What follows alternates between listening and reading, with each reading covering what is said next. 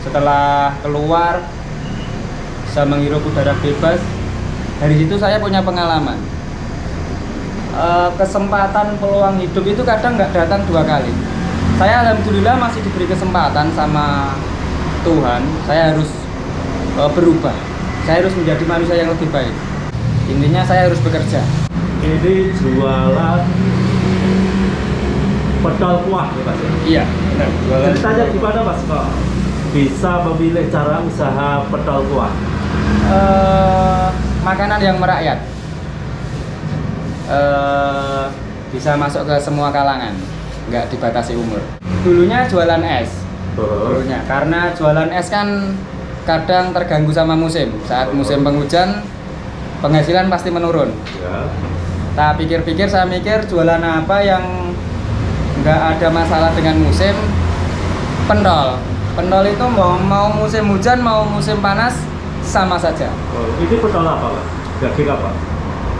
Ayam. Amin. Oh, yang ada daging itu jenis apa? Yang isi daging. Isi daging? Iya. Oh iya. Kita karo urap tak ya? Pinten. Yang isi daging itu loh dalamnya. Pinten. 2. Sayur buatan. Ya, sama itu loh, yang besar tapi isi daging plus telur Ayam. 2. Berarti 2 nggih. Iya. Tahu sambelnya pripun? Bisa aja. Tahu Kang Tis, Bu. Oke. Mas ada berapa varian Mas? 5, Pak. 5. Yang paling best seller Hampir rata, Pak. hampir rata ya? Sering beli pedal kuah Semarang-Kadang? Iya, sering.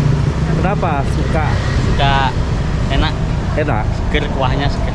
Oh ya, kalau pedal ya? Bentuknya enak. Enak juga? Ya, variannya banyak. Variannya yang kamu suka apa? Yang telur ayam. Telur ayam? Ya, Terus harga? harganya ya cukup terjangkau. Beli berapa satu porsi? Kadang satu porsi 8.000. 8.000 itu Iya, yang telur ayam. Telur ayam. Iya, Sudah lama beli di sini? sudah. Dengan Mas siapa ini? Dengan Mas siapa? Mas Bonggo. Mas Bogo, Rembang. Rembang. Oke, terima kasih Mas Bogo. Oke. Selamat menikmati.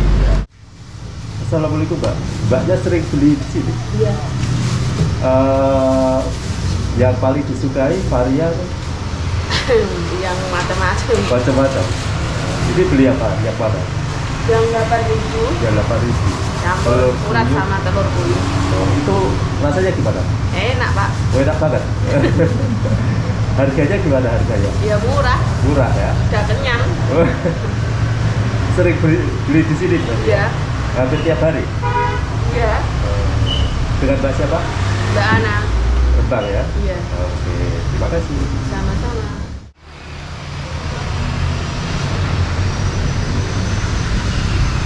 Pedal kuah Semarang-Kadang itu berlokasi di Jalan Kartini, Rembang, Jawa Tengah, Indonesia. Ini sudah berapa lama Pak? Dari mulai dorong gerobak sampai sekarang? 2000. Anak saya udah 3 tahun setengah, sekitar 4 tahunan, Pak. Sudah 4 tahun ya. Kemarin saya kecelik Mas, bukanya hari apa aja? Libur hari Jumat, Pak. Mulai jam berapa bukanya? Setengah 11. Setengah 11 sampai Sampainya sehabisnya, Pak. Kadang biasanya habis jam berapa? jam 4 setengah 5.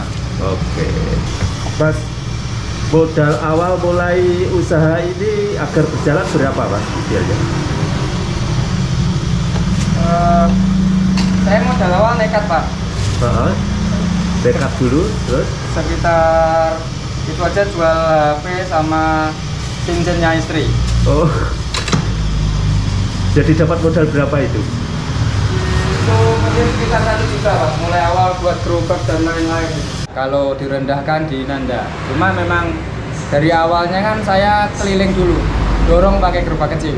Sekitar ada kalau 2 tahun. Laris?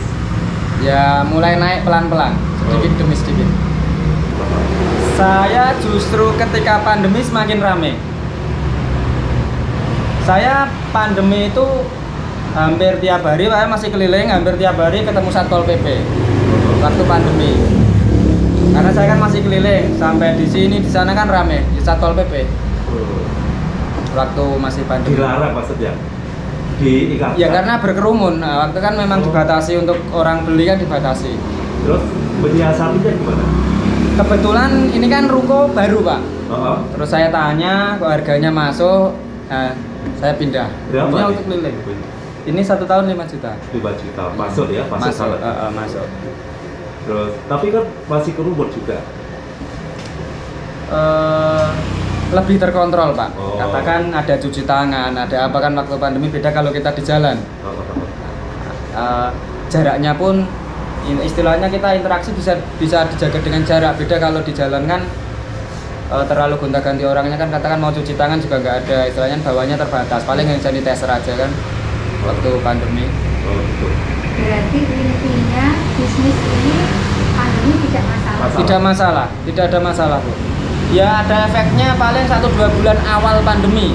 Awal Turunnya pandemi. sampai berapa?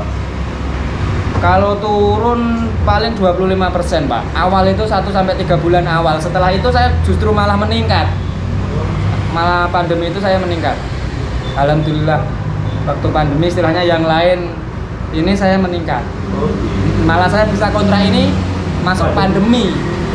Sampai akhirnya mulai dari 2 kilo sampai sekarang kadang 20-25 kilo. 2 kilo sampai 25 kilo. 25. Luar biasa itu. Betapa sibuknya itu. Iya. Ribuan kalau pentol itu Pak. Itu kalau di offset kan sekitar berapa Mas? Itu hampir 3 juta? Iya. Sehari? sehari.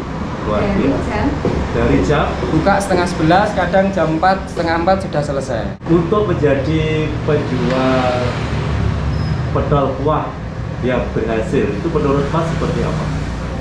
harus apa? Rasanya bagaimana? Iya, pertama rasa Pak. Kalau pentol, bakso atau apapun itu semakin banyak dagingnya, semakin enak. Oh. Betul, betul. Intinya kan itu Pak, Iya, ya kan? Pak. Semakin banyak daging, kalau banyak tepungnya kan pasti nggak enak Pak, ya kan? Oh. Berarti ini dijamin banyak daging ya? Saya ayam 1 kilo pakai 2 on tepung. Memang untungnya sedikit, tapi alhamdulillah habisnya kan banyak. Oh, iya.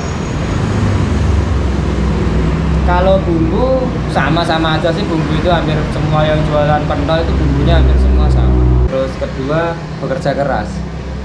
Kalau saya, prinsip saya hasil, untung itu saya pikir belakang. Yang penting saya punya pelanggan.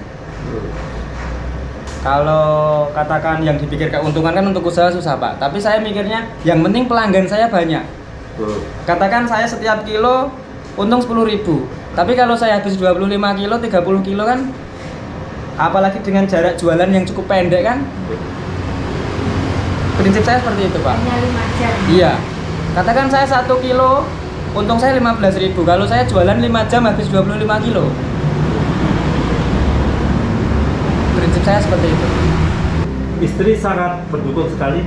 Mendukung. Jadi kerja dari dulu ya cuman berdua. Dulu dibantu istri berarti. Sampai sekarang. Kalau pagi bantuin. Paling nanti sampai jam 1 pulang. Tapi kan kalau pas baru buka kan rame Pak. Jadi berdua sama istri. Oh, paling kalau sampai jam 1 ya. Pas rame dibantu istri. Paling sampai Oh, jam 1. oke. Jadi dari mulai awal start jualan keliling ya berdua sampai sekarang alhamdulillah saya juga nggak cari tenaga bantuan, masih mampu. Istri tidak malu ya? Tidak Pak. Dapat kan dulu kejarnya kan apa sudah dagang atau belum? Saya dulu lebih ke jalan-jalan Pak, saya nggak pernah bekerja sebelum menikah. Saya itu dulu sebelum menikah ya intinya seperti anak muda yang lain mungkin, yang mabuk-mabukan, kadang narkoba, sampai harus mendekam di penjara. Waktu di Jogja dulu sama teman-teman. Setelah keluar dari proses itu, saya harus jadi orang yang berguna. Setidaknya saya tidak berguna orang lain untuk orang lain, setidaknya saya harus berguna untuk diri saya sendiri dulu. Setelah keluar, saya menghirup udara bebas. Dari situ saya punya pengalaman. Kesempatan peluang hidup itu kadang nggak datang 2 kali. saya alhamdulillah masih diberi kesempatan sama Tuhan. Saya harus berubah. Saya harus menjadi manusia yang lebih baik. Dan setelah menikah, saya harus punya usaha. Saya harus mandiri. Saya harus meninggalkan dunia-dunia yang dulu pernah saya jumpai. Alhamdulillah bisa. Di penjara berapa lama? Nggak lama Pak, cuma 1 tahun. Wah, apa? Kenakalan remaja ya. Kasusnya apa? Narkoba. Narkoba Pak. Bukan kapok Pak. Intinya kita harus meninggalkan dunia itu. Yang menilai saya seperti apa saya nggak tahu. Intinya saya harus lebih baik gitu aja. Entah orang itu ngomong apa, yang penting saya harus lebih baik. Alhamdulillah setidaknya saya berguna bagi keluarga saya, walaupun masih keluarga kecil. Saya tidak Istri tahu latar belakang itu? tahu Pak, saya tidak pernah menutupi latar belakang saya. Dulu pertama ketemu itu memang saya masih suka mabuk-mabukan Pak, jadi tahu latar belakang saya. Jadi nggak ada yang tertutupi. Setelah itu saya berjanji saya harus lebih baik. Alhamdulillah setelah menikah benar-benar meninggalkan dunia itu.